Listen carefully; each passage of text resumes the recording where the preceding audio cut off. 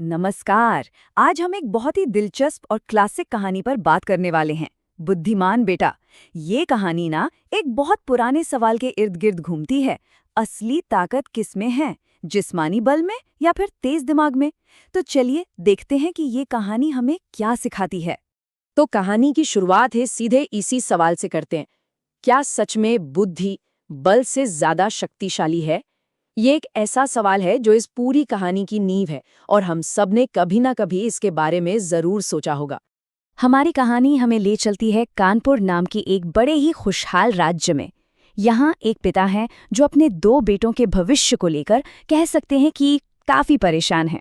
वजह ये है कि दोनों भाई एक दूसरे से बिल्कुल अलग हैं और दोनों ने जिंदगी में बिल्कुल अलग अलग रास्ते चुने हैं। तो मिलवाते हैं आपको कहानी के दो मुख्य किरदारों से। ये दो भाई हैं जिनकी राहें एकदम जुदा हैं। एक तरफ है रोशन, जो बहुत बुद्धिमान है और सपना देखता है कि एक दिन वो अपनी अक्ल के दम पर राजा का सलाहकार बनेगा। और दूसरी तरफ है उसका भाई चमन। चमन एक पहलवान है जिसे अपनी शारीरिक ताकत पर, अपने बाहुबल पर पूरा भरोसा है। इन्हीं दोनों भाइयों के जरिए हमें बुद्धि और बल की असली परीक्षा देखने को मिलती है। अपने पिता के मन में शक होने के बावजूद रोशन का जो इरादा था वो बिल्कुल पक्का था। उसने तो साफ साफ कह दिया, पिताजी बनूंगा तो मैं सलाहकार ही, चाहे जो हो जाए। ये बात उसकी जबरदस्त इच्छा शक्ति को दिखाती है।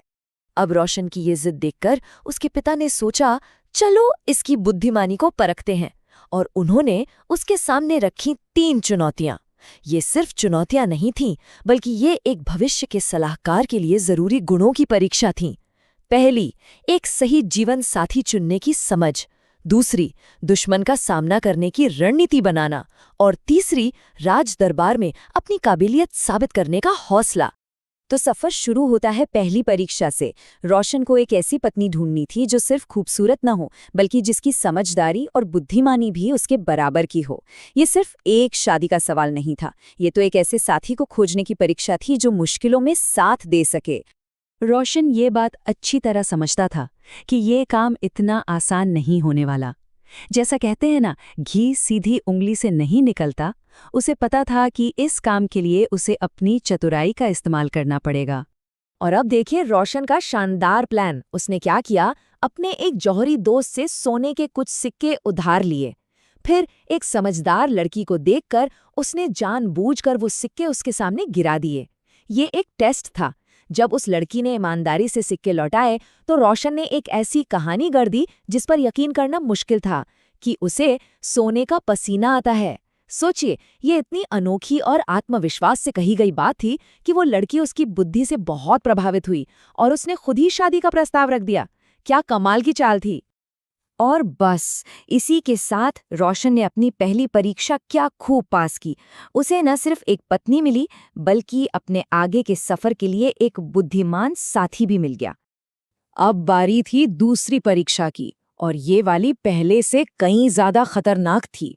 रोशन को अब राज्य के सबसे कुख्यात डाकुओं से लूटा हुआ सामान वापस लाना था। ये एक ऐसी चुनौती थी जिसके सामने बड़े बड़े पहलवानों ने भी हार मान ली थी। अब देखना ये था कि क्या दिमाग ताकत को मात दे पाएगा। रोशन ने फिर से अपने दिमाग का इस्तेमाल किया। उसने पता लगाया कि डाकू बहुत अंधविश्वासी हैं और रात में शमशान घाट में छिपते हैं। बस यहीं से उसने अपनी योजना बनाई। उसने अपने मरने का नाटक किया और लोग उसकी अर्थी को शमशान में छोड़ाए। आधी रात को जब डाकुओं के डर का फायदा उठाते हुए रोशन भूत बनकर उठ खड़ा हुआ, तो उनकी तो सिट्टी पिट्टी गुम हो गई। वो डर के मारे अपना सारा लूटा हुआ माल वहीं छोड़कर भाग खड़े हुए। और इस तरह बिना एक भी हथियार उठाए रोशन ने सिर्फ अपनी बुद्धि और डर की साइकोलॉजी का इस्तेमाल करके उन डाकुओं को हरा दिया जिनसे पूरा राज्य कांपता था। ये एक और सबूत था कि सबसे बड़ा हथियार तो दिमाग ही होता है। 2 मुश्किल पड़ाव तो पार हो गए, पर अब रोशन के सामने थी आखिरी और सबसे बड़ी परीक्षा। इस बार उसे किसी बाहरी दुश्मन को नहीं, बल्कि सीधे राजा को अपनी काबिलियत का यकीन दिलाना था।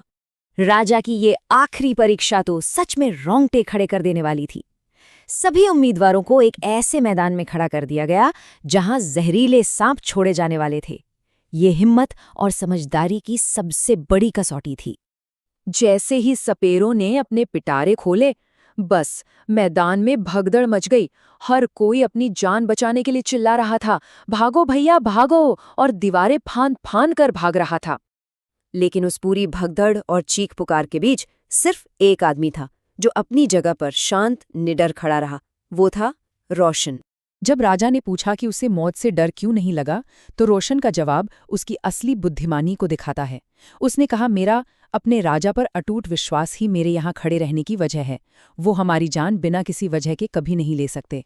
ये सिर्फ बहादुरी या चतुराई नहीं थी, ये तर्क, विश्वास और एक शासक के मनोविज्ञान की गहरी समझ का सबूत था।